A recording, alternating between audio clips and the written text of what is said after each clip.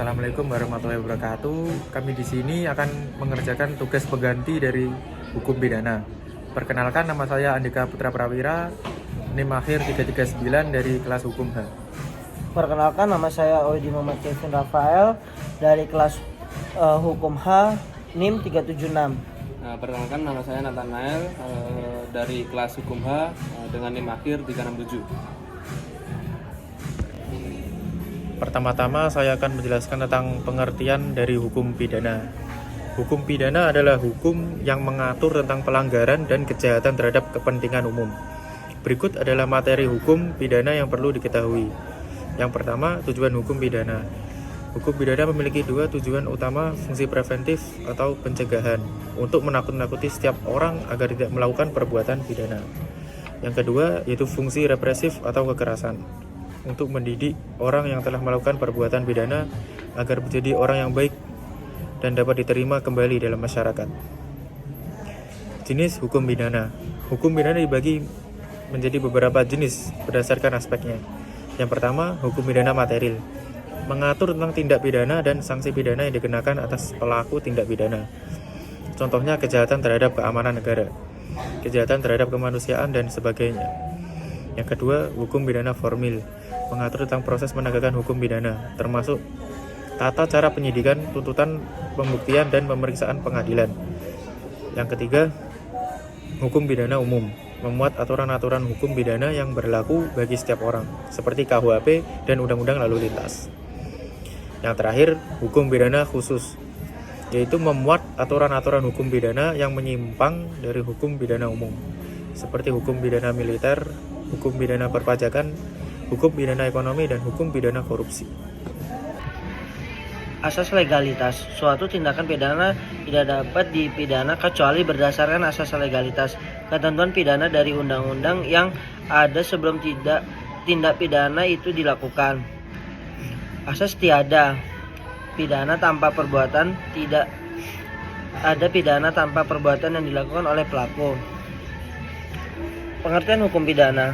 Hukum pidana dapat didefinisikan sebagai hukum yang mengikat perbuatan yang memenuhi syarat tertentu dan menimbulkan akibat pidana. Hukum pidana juga dapat dilihat sebagai alat untuk melindungi nilai-nilai moral yang dianggap penting dalam masyarakat, serta sebagai instrumen sosial yang digunakan untuk mengontrol perilaku. Dengan memahami materi hukum pidana, kita dapat lebih baik memahami bagaimana hukum pidana berfungsi dalam masyarakat dan bagaimana ia dapat digunakan untuk melindungi kepentingan umum. Baik, saya akan melanjutkan materi saya, yaitu tentang dolus atau kesengajaan.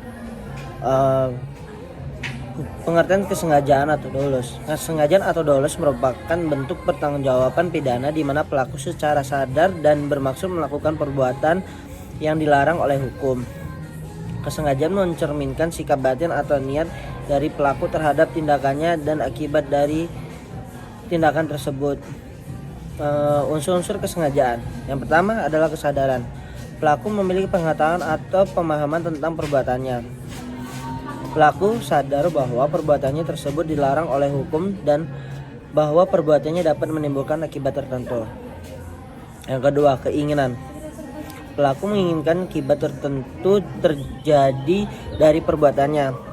Keinginan ini berupa tujuan utama pelaku atau penerimaan risiko dari akibat yang mungkin terjadi. Yang berikutnya adalah jenis-jenis kesengajaan. Kesengajaan dengan maksud dolus directus. Pelaku memiliki tujuan spesifik dan bertindak untuk mencapai tujuan tersebut. Contohnya, seseorang yang merencanakan dan melaksanakan pembunuhan karena dendam atau keuntungan pribadi. Yang kedua, kesengajaan dengan kepastian dolus indirectus. Pelaku tahu bahwa dengan pasti akibat tertentu akan terjadi sebagai konsekuensi dari tindakannya. Meskipun akibat tersebut bukan tujuan utama. Contohnya, seseorang yang melempar bom di tempat umum dengan tujuan menakut-nakuti meskipun mengetahui bahwa bom tersebut pasti akan menyebabkan cedera atau kematian. Yang ketiga, kesengajaan dengan kemungkinan dolus eventualis. Pelaku menyadari bahwa ada kemungkinan akibat tertentu terjadi dari tindakannya dan menerima risiko tersebut. Contohnya, seseorang mengemudi yang dalam keadaan mabuk menyadari kemungkinan terjadi kecelakaan dan tetap menerima risiko tersebut.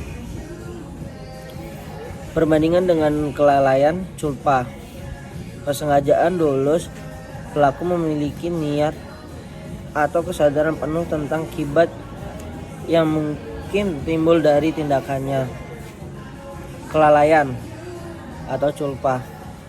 Pelaku tidak berniat menyebabkan akibat tertentu, namun akibat tersebut terjadi karena kurangnya kehati-hatian atau kecerobohan pelaku. Contoh kasus dalam kesengajaan. Kesengajaan dengan maksud seseorang perampok merencanakan dan melaksanakan perampokan di bank dengan tujuan untuk mencuri uang. Yang kedua, kesengajaan dengan kepastian. Seseorang teroris meletakkan bom di kereta api dengan tujuan menciptakan ketakutan, mengetahui bahwa ledakan pasti akan menyebabkan korban jiwa. Yang ketiga, kesengajaan dengan kemungkinan. Seseorang pembalap liar mengemudi dengan kecepatan sangat tinggi di jalan umum, menyadari bahwa menerima kemungkinan terjadi kecelakaan fatal.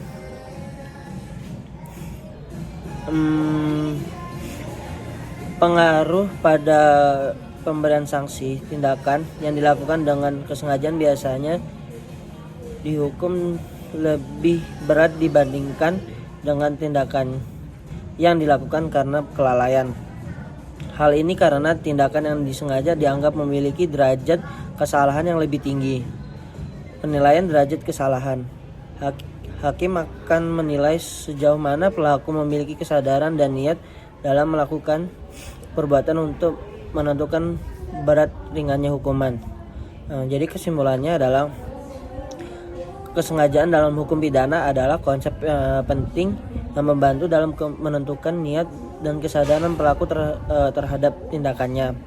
Dengan memahami jenis-jenis kesengajaan, penegak hukum dapat menerapkan hukum secara adil dan proporsional, memberikan sanksi yang sesuai berdasarkan derajat kesalahan pelaku.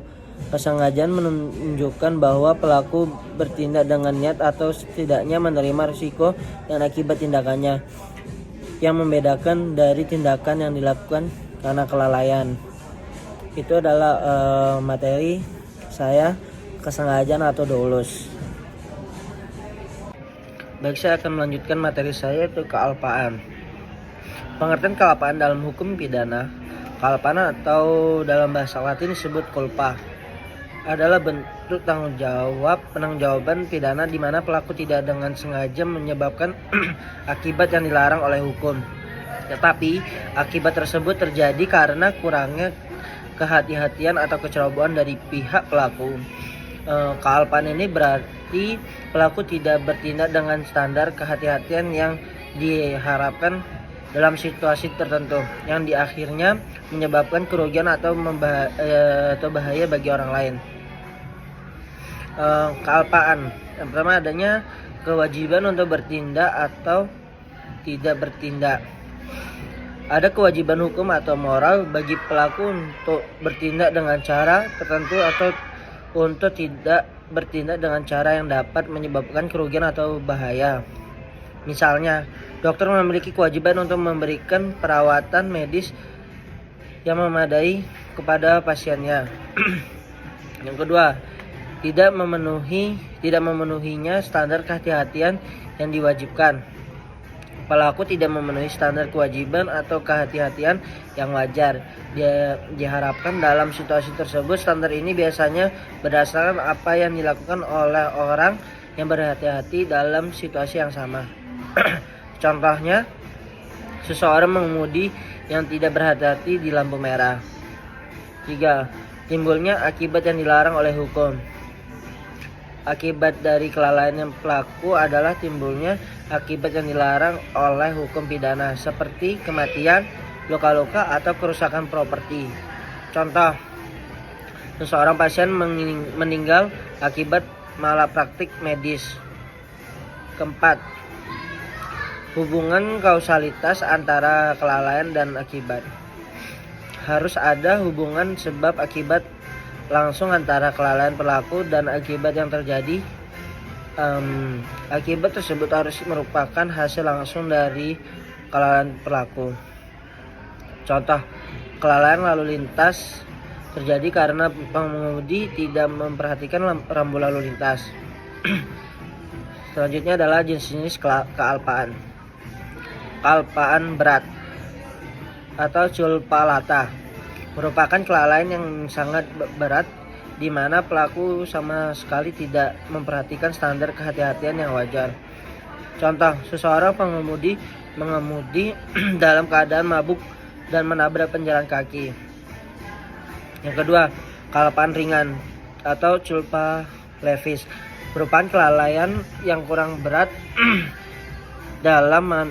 di mana pelaku tidak sepenuhnya memenuhi standar kehati-hatian yang diharapkan, namun masih dalam batas kewajaran. Contohnya adalah seseorang pengendara sepeda yang tidak memperhatikan jalan karena sibuk dengan telepon genggamnya atau HP. Selanjutnya adalah contoh kasus yang lebih detail. Yang pertama, malapraktik medis. Seseorang dokter tidak melakukan diagnosis yang benar dan tidak memberikan perawatan yang sesuai sehingga menyebabkan kematian pasien. Dokter tersebut lalai dalam menjalankan tugasnya untuk memberikan perawatan medis yang memadai. Yang kedua, kecelakaan lalu lintas.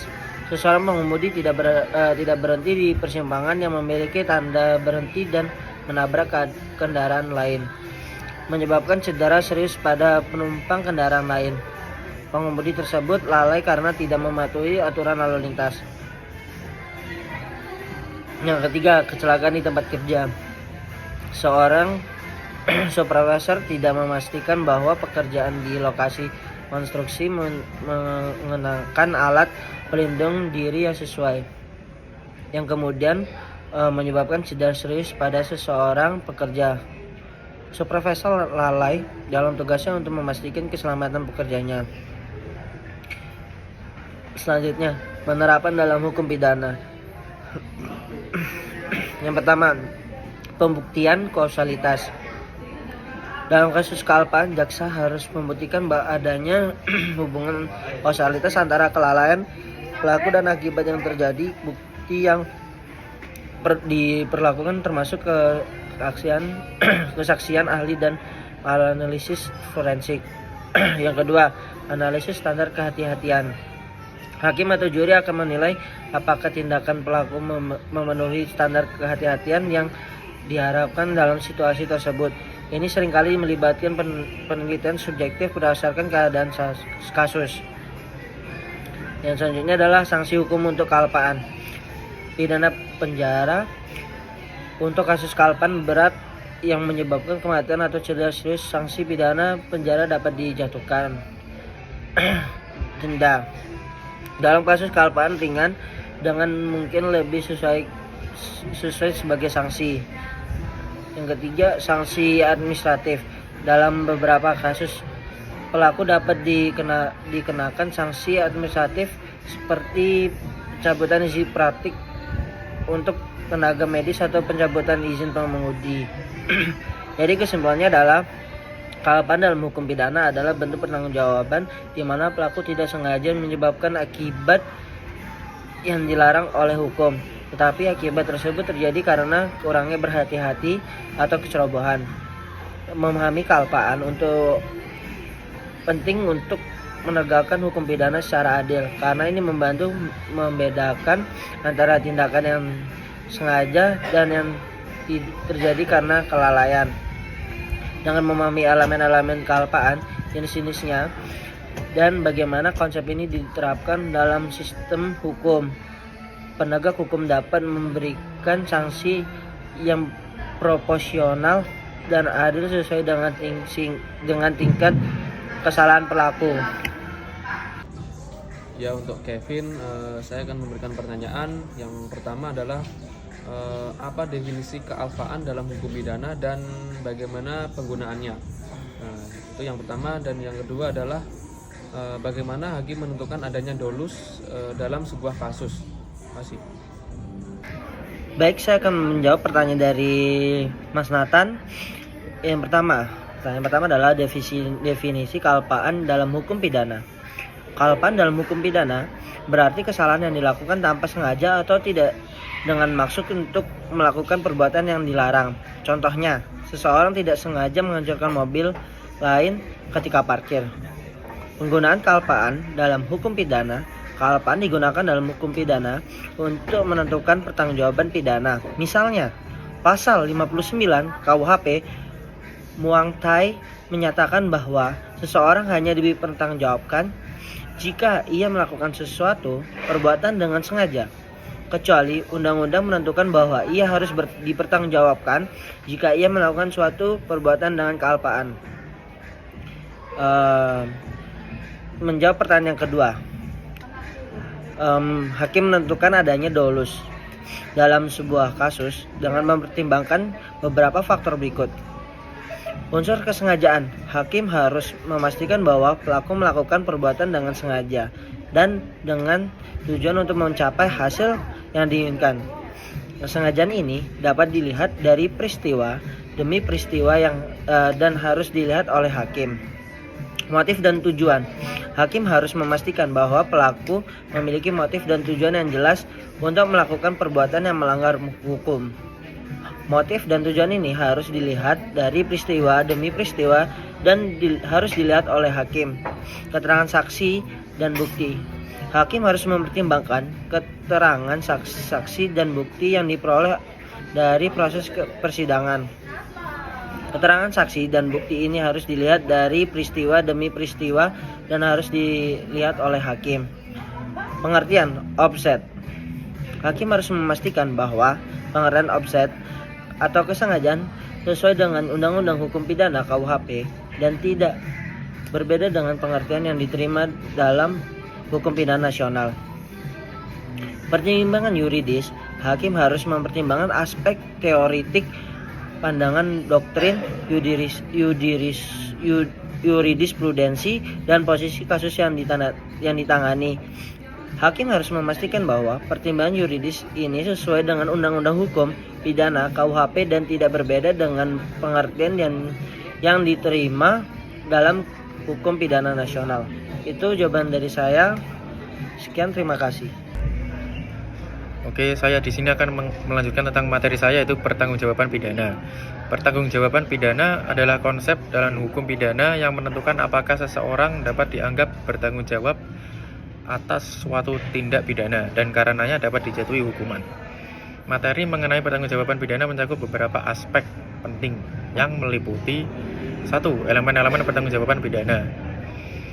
Untuk seseorang dapat dimintai pertanggungjawaban pidana, biasanya harus dipenuhi beberapa elemen, yaitu perbuatan melawan hukum atau actus reus, tindakan atau kelalaian yang melanggar hukum pidana.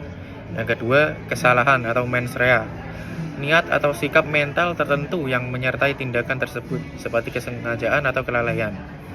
Yang ketiga, kausalitas atau hubungan sebab akibat antara tindakan yang dilakukan dengan akibat yang terjadi.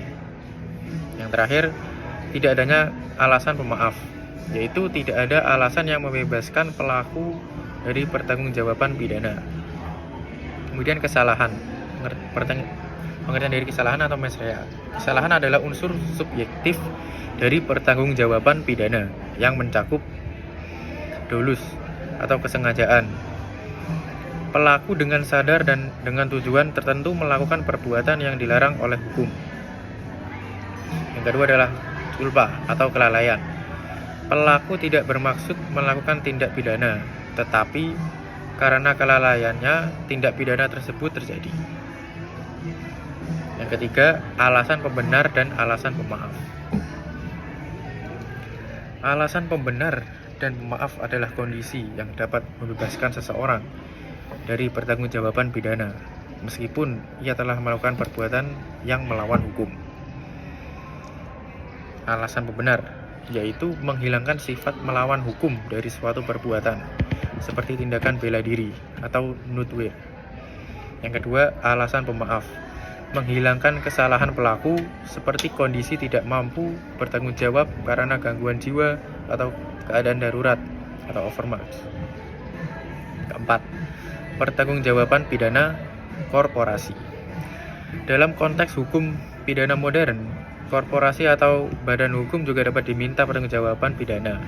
Ini melibatkan yang pertama, perbuatan yang dilakukan oleh dalam korporasi, yaitu tindak pidana yang dilakukan oleh individu dalam kapasitasnya sebagai bagian dari korporasi.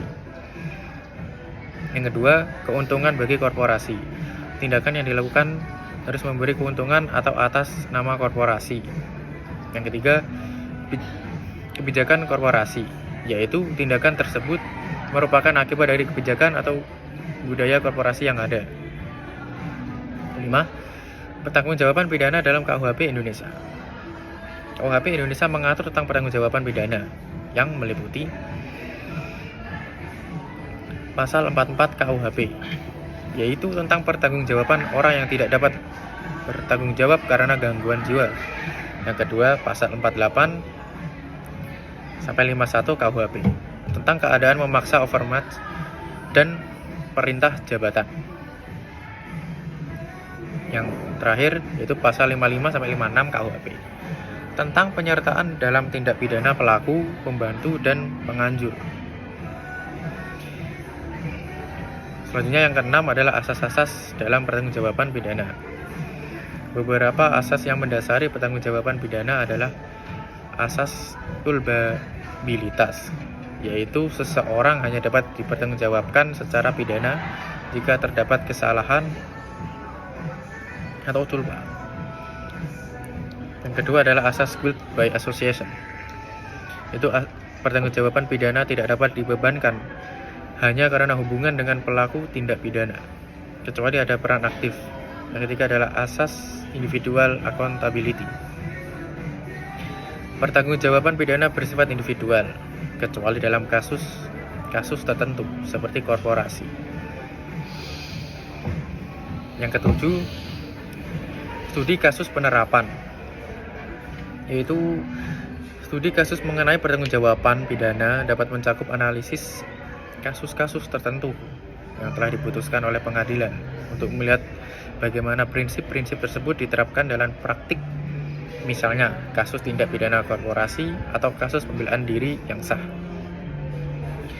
Kesimpulan dari materi pertanggungjawaban adalah pertanggungjawaban pidana adalah konsep yang kompleks dan melibatkan berbagai elemen hukum yang harus dipenuhi untuk memastikan bahwa seseorang dapat dijatuhi hukuman atas tindak pidana yang dilakukan.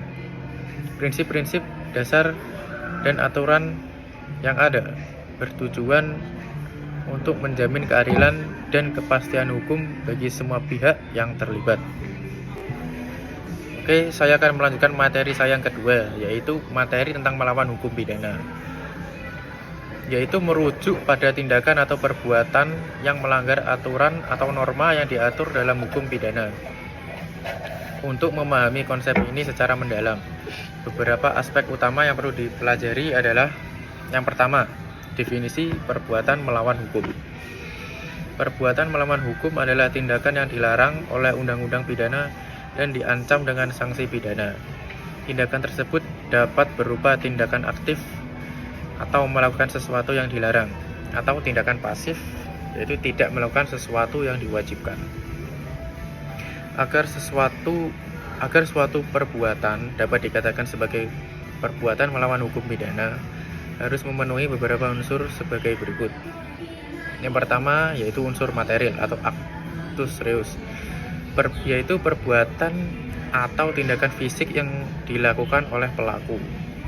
Yang kedua, unsur formil, itu keberadaan undang-undang yang melarang perbuatan tersebut pada saat perbuatan dilakukan. Yang terakhir yaitu unsur subjektif atau mens rea, sikap batin atau niat jahat pelaku ketika melakukan perbuatan tersebut. Ketiga, klarifikasi perbuatan melawan hukum.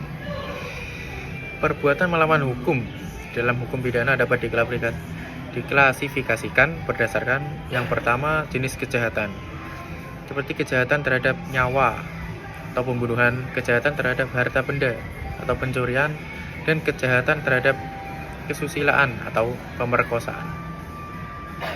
Contohnya adalah sifat perbuatan, seperti perbuatan yang dilakukan dengan sengaja atau dolus atau karena kelalaian atau culpa.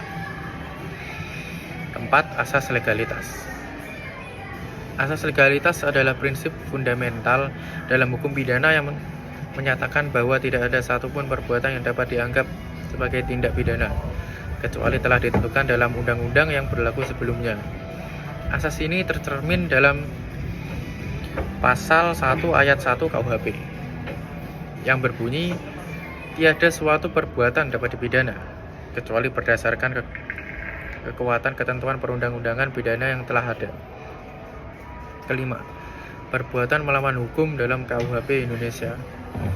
KUHP Indonesia mengatur berbagai macam perbuatan melawan hukum, seperti pembunuhan yang tercantum pada pasal 338 KUHP yang berbunyi, barang siapa dengan sengaja merampas nyawa orang lain diancam karena pembunuhan dengan pidana penjara paling lama 15 tahun. Kemudian pencurian, yaitu pasal 362 KUHP. Barang siapa yang mengambil suatu barang yang seluruhnya atau sebagian kepunyaan orang lain dengan maksud untuk dimiliki secara melawan hukum diancam karena pencurian dengan pidana penjara paling lama 5 tahun atau pidana dengan paling banyak 9 atau pidana denda paling banyak 900 juta rupiah.